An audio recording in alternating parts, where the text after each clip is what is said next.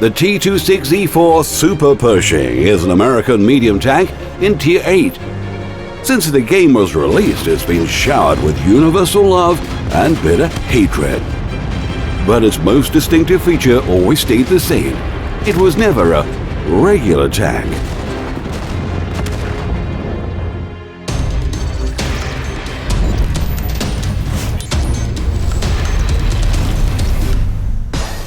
The premium tanks in our game are always a little different. Unique gameplay is often the way we describe it. Here, that means a little more.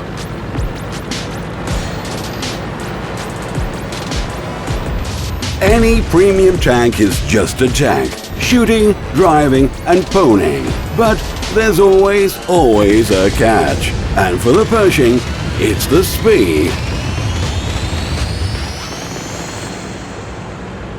Take a peek at its combat characteristics and you'll see its maximum speed of 40 kilometers an hour. 40 kilometers? To put it mildly, that's not much. Keep in mind this is a medium tank. And even worse is the fact that once you leave the garage and enter the battle, you'll realize that the Pershing never reaches that maximum speed, ever.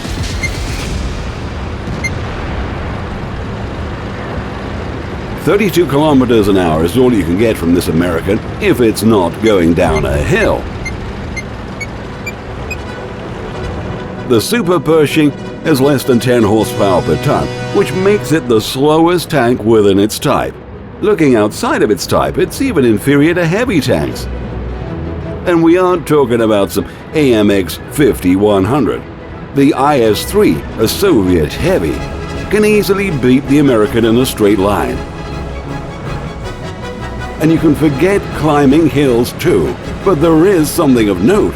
Our not quite medium tank gains speed faster when it's going backwards rather than forwards.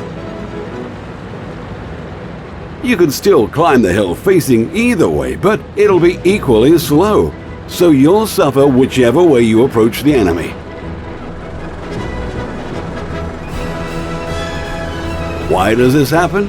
That's easy. The Super Pershing is covered in so much armor that it just can't move that fast. This American's turret is an unusual shape, so it's very hard to penetrate, even in the weak points. Not that its weak points are stronger than other tanks, but they still have to hit them. The daunting BL-10 hits them 4 times out of 10. In other cases, the shell either misses or fails to penetrate. Armor-piercing shells, but it doesn't penetrate. It's another story with APCR. They can penetrate anything.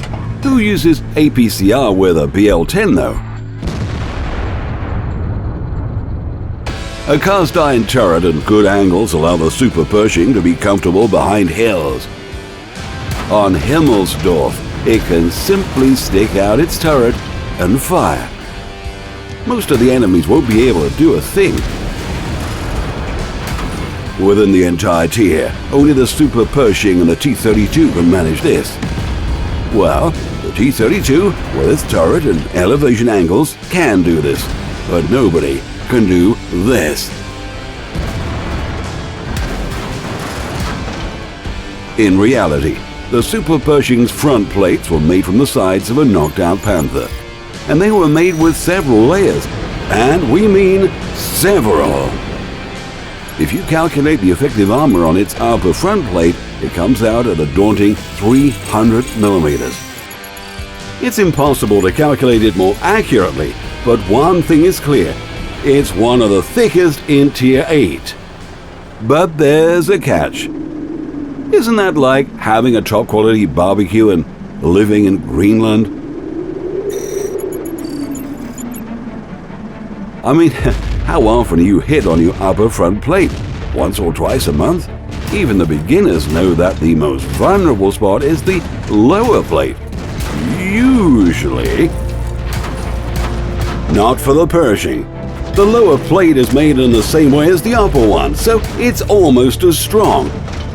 This armor knows no equal. Well, you won't fool the more experienced players.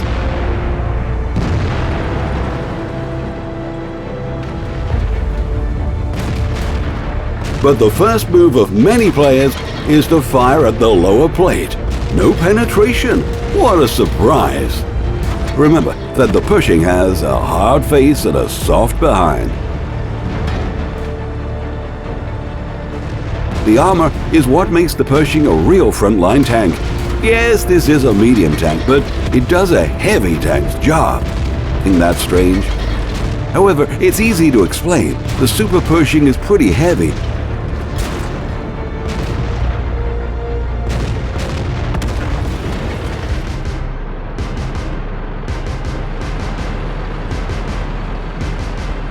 You can't really call it a medium. All characteristics shout that it's heavy. There are some other paradoxes like that in World of Tanks.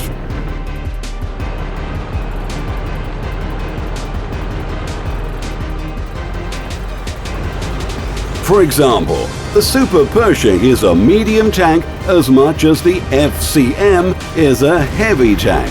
The only thing medium about the Super Pershing is its gun, and it's unbelievably normal. It's strange to see something so standard on a tank like this. Average aiming speed, average accuracy, average alpha, a standard medium tank. But a Pershing isn't a Pershing if there isn't anything to show off. One little thing: penetration. There's a big difference between the characteristics of AP and APCR shells. AP shells manage 170mm and APCR go much further, 258. That's really impressive, and enough for any enemy the Super Pershing might encounter.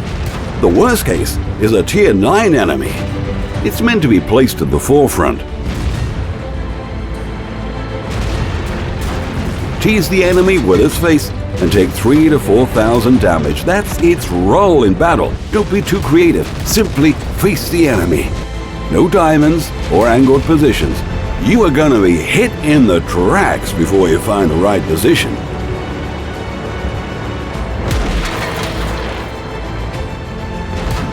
Well, it won't hold the front alone.